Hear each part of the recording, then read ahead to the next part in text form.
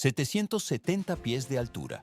Esa es la dimensión vertical que convierte a la presa de Oroville en la estructura de contención más alta de todo el territorio de los Estados Unidos. Ubicada en la cordillera de Sierra Nevada, en el estado de California, esta barrera colosal fue erigida con el propósito de retener y administrar un volumen de agua que supera los 5.000 millones de galones.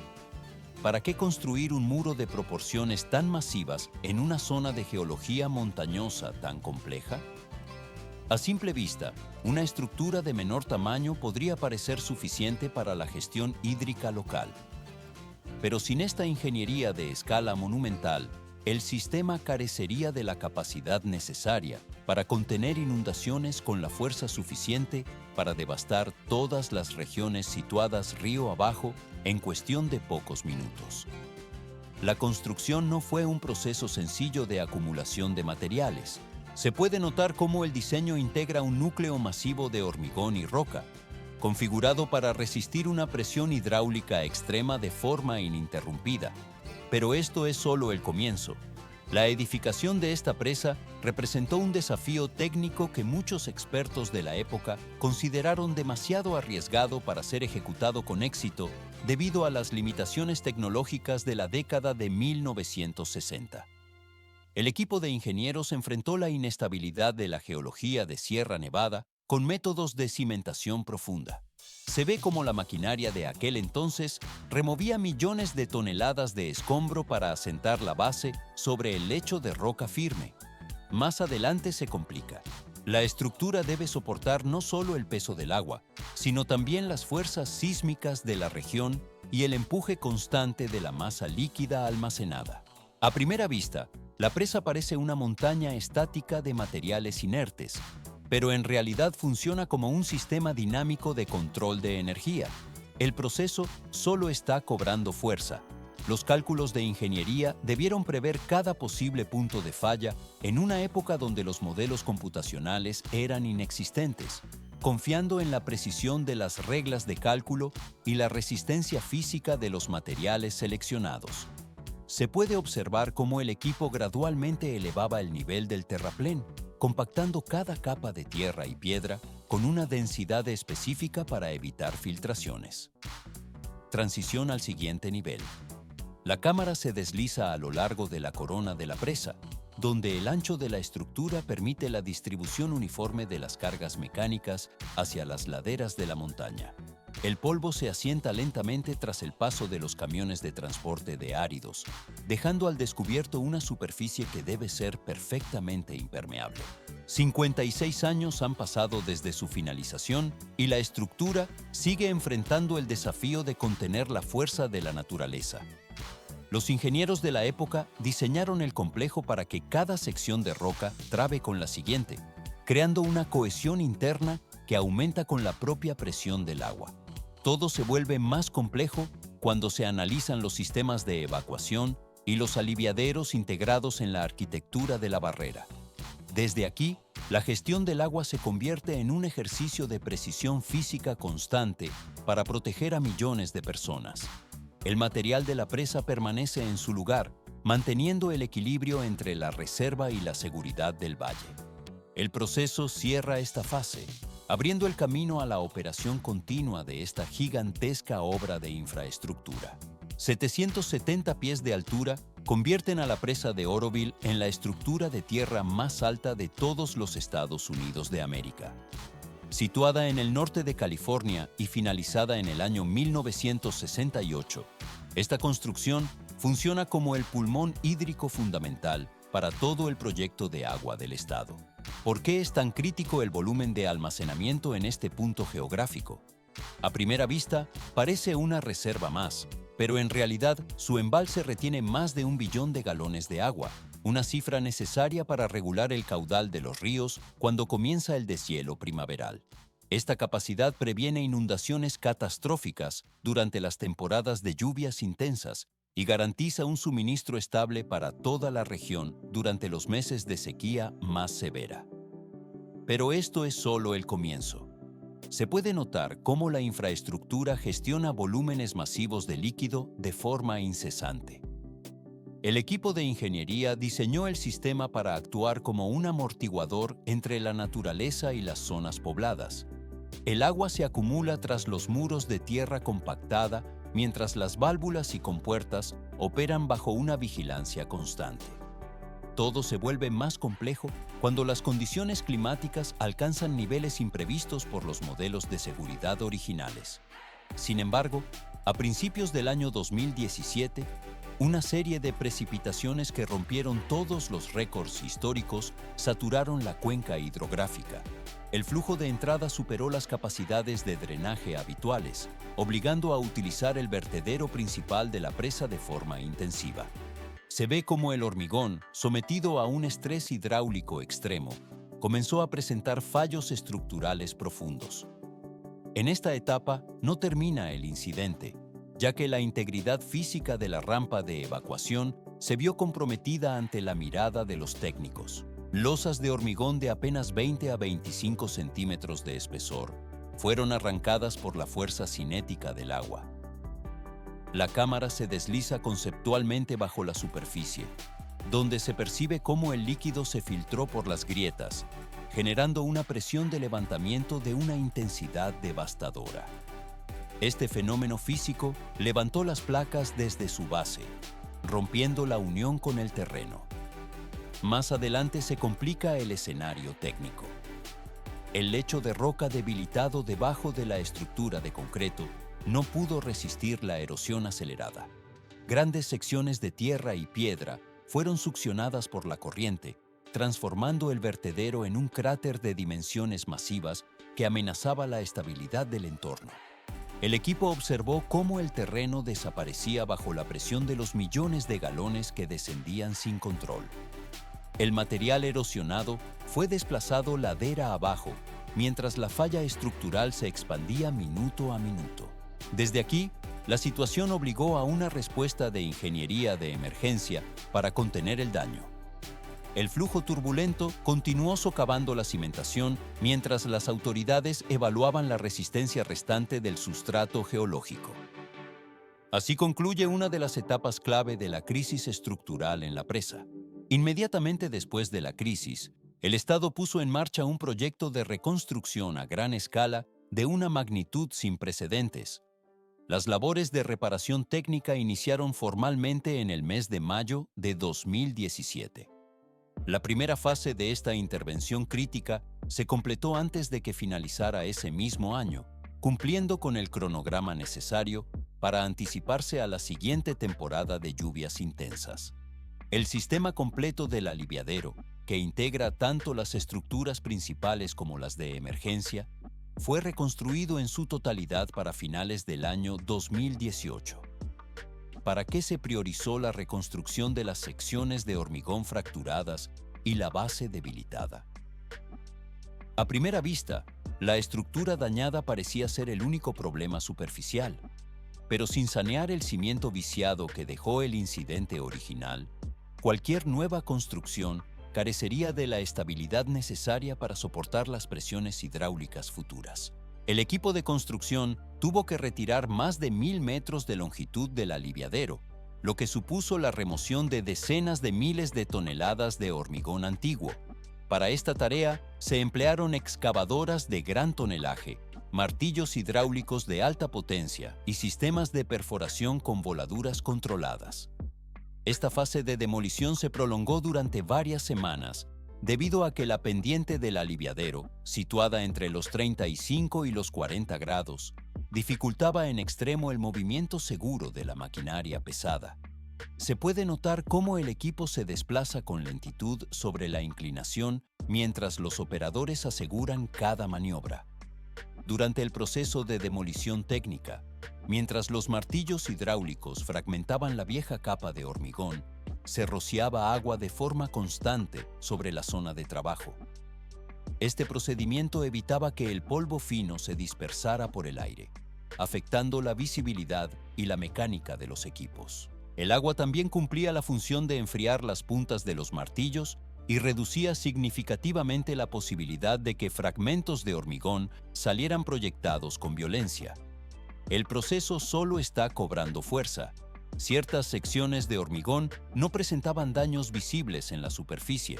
Sin embargo, el refuerzo interno de acero las hacía prácticamente impenetrables para las excavadoras convencionales. Para gestionar estas zonas resistentes, el personal perforó cientos de orificios pequeños, siguiendo un patrón de cuadrícula de alta densidad. En cada uno de estos taladros se colocaron detonadores y explosivos de baja carga. Más adelante se complica.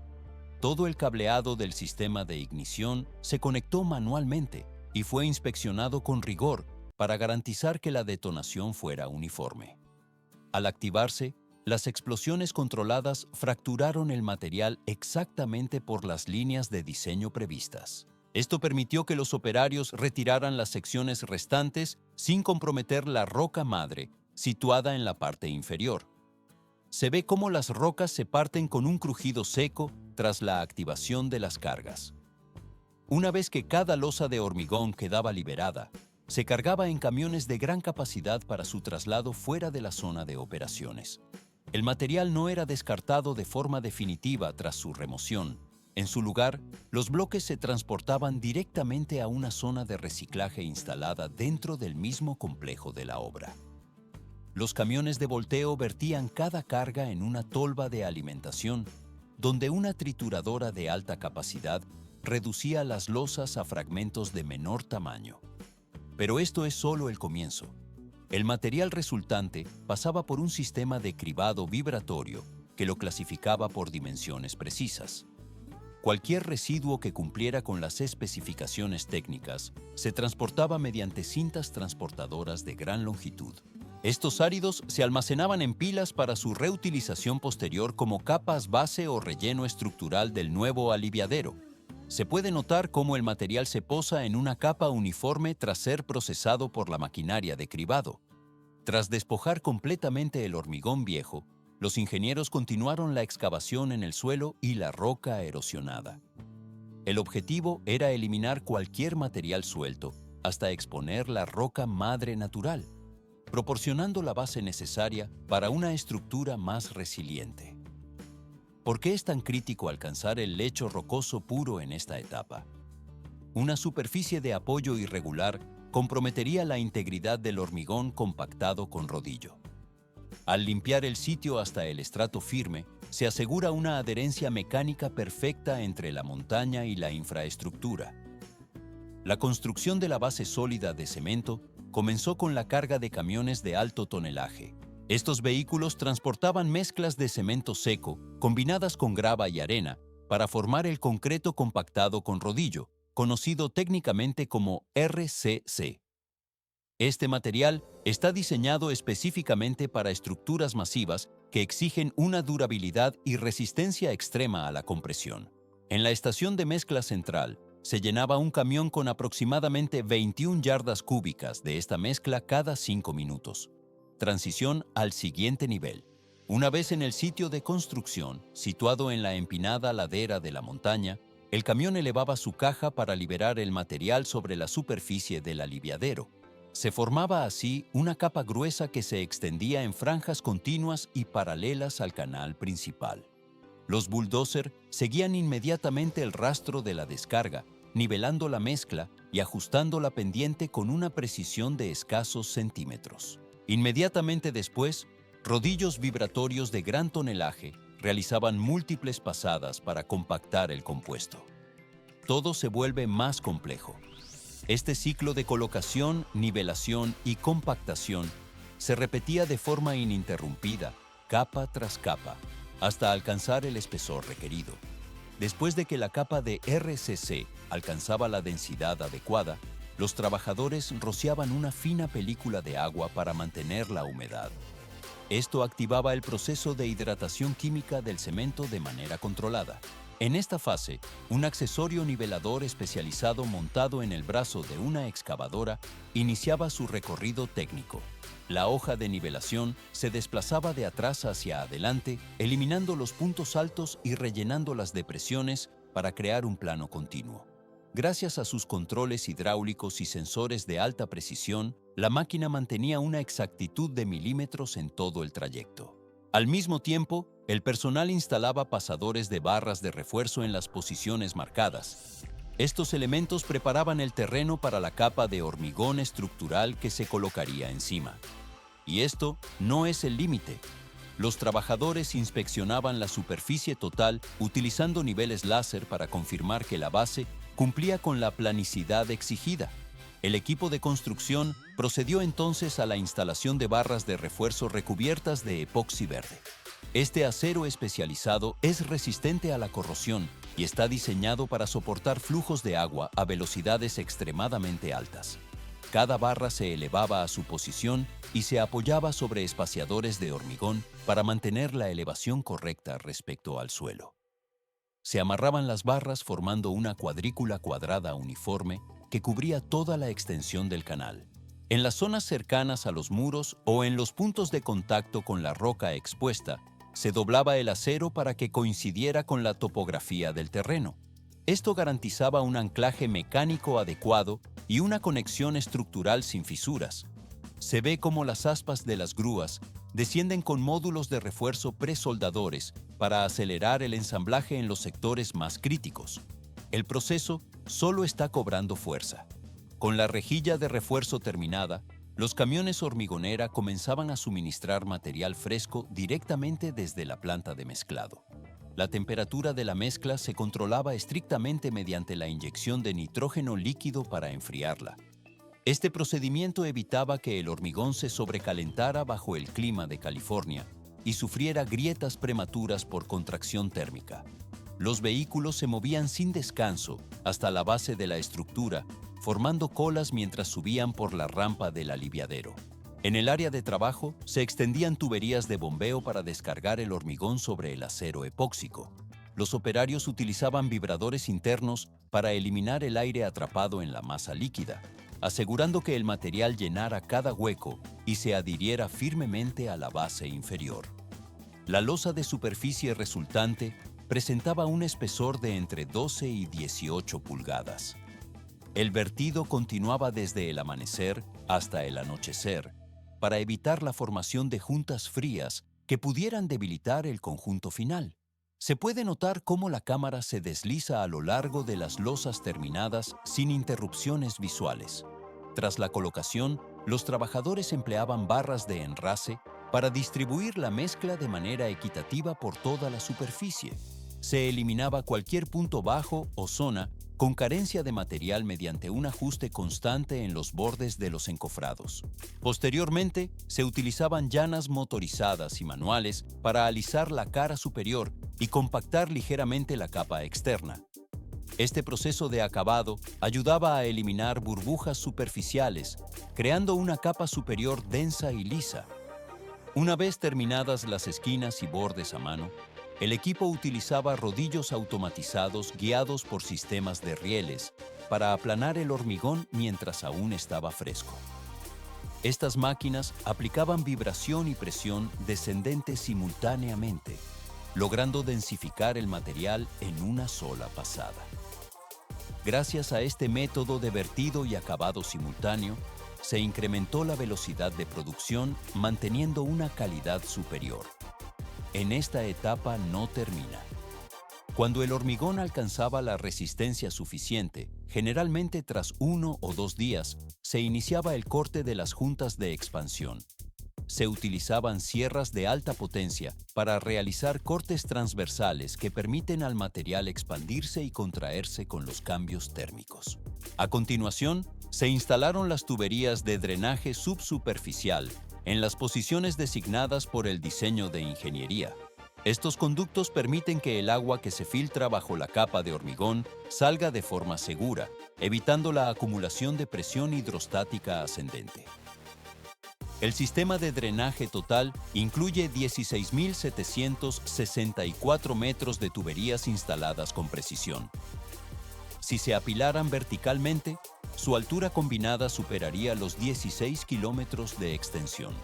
Tras asegurar el sistema con suelo tratado y rocas, el equipo comenzó el ensamblaje de la estructura de las paredes laterales.